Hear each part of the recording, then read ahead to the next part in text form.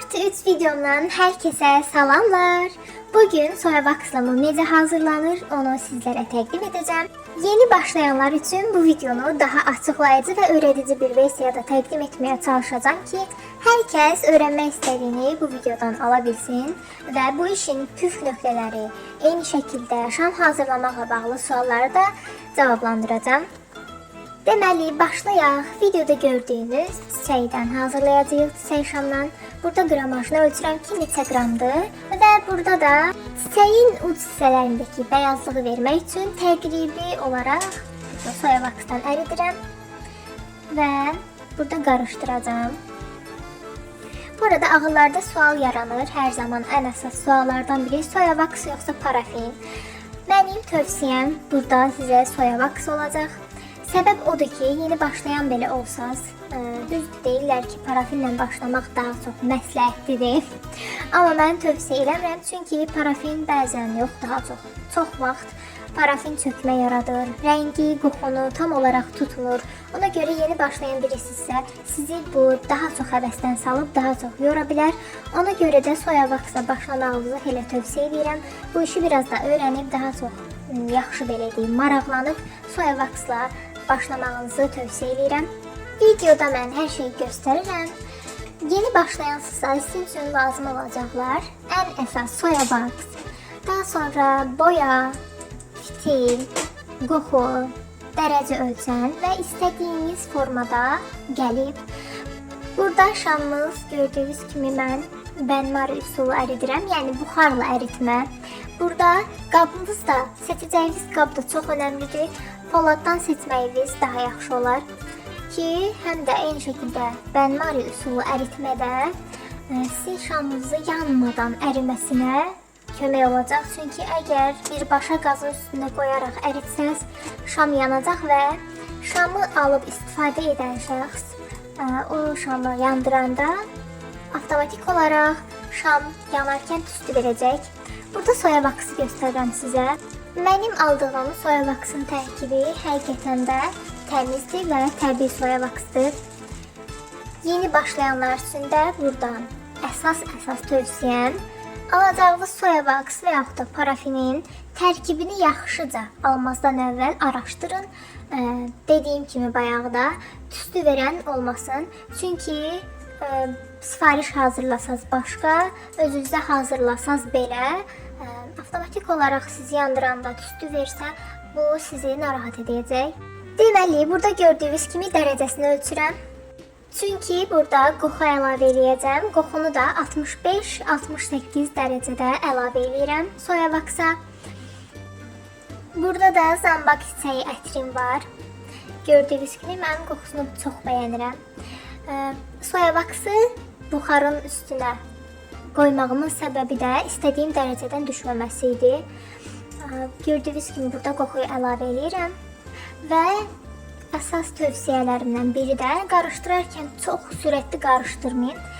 Asta tempdə qarışdırın. Və burada da gördüyünüz kimi püf nöqtəsi mütləq yeni başlayanlar şamı qəlibə tökmədən əvvəl qəlibi mütləq isidin yaxşıca. Və burada da soya vaksı artıq qəlibə tökürəm. Soya vaksı qəlibə tökmə dərəcəm də hər zaman 50 və 55 dərəcə arası olur. Gördüyünüz kimi şamı burada yayıram. Hər tərəfə yayılsın deyə çalışıram ki, eyni bərabər ölçüdə yayılsın. Və artıq qalanı da qaba təkrardan qaytarıram burada. Çiçəyin ləçək hissələrini ağ rəngdə edəcəyimə görə artıq heç bir rəng tökmürəm. Çünki soya vaksın özü mənim istədiyim, tam da istədiyim rəngdədir, bəyazlıqdadır. Yenidən təkrar edirəm. Qoxunu 65-68 dərəcədə, şamı qəlibə tökərkən də 50-55 dərəcədə tökürəm. Burada isə şamın alt hissəsi üçün artıq nə qədər soya vaks lazımdırsa mənim üçün onu qramajla ölçüb qramajına baxıram və əlavə eləyirəm yenidən əriməsi üçün əritmə qabına. Burada şam əriyərkən də göstərirəm, artıq yavaş-yavaş qurumağa başlayır və burada da boyamı göstərirəm. Boya olaraq sulu boyadan da istifadə edə bilərsiniz. Belə toz boyalardan da istifadə edə bilərsiniz. Keyfiyyət və uzun müddətli istifadə üçün belə toz boyalar daha çox məsləhət görürəm. Təbii ki, istəyən maye boyalardan da istifadə edə bilər. Sadəcə yenə də deyirəm ki, əsas olan keyfiyyətidir. Keyfiyyətinə yaxşıca baxın. Burada gözləyirəm şamın əriməsini. Və burada da sizə soya vaksla hazırladığım şamları göstərirəm. Sarı rəngdə kiçik ürəkləri var. Görürsünüz.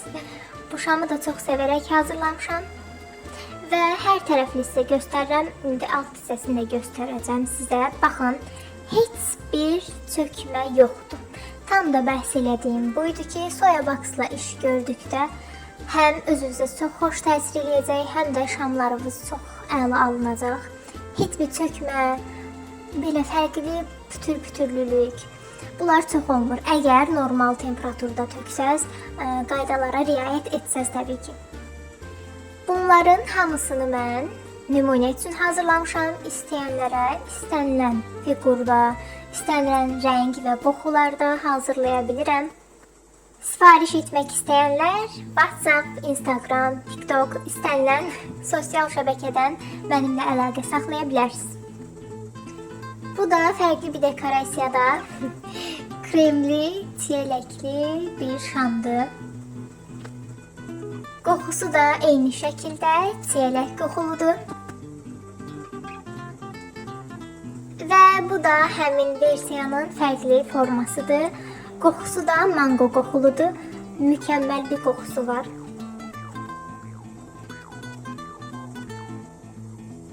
Artıq şamımız əriyir, gördüyünüz kimi.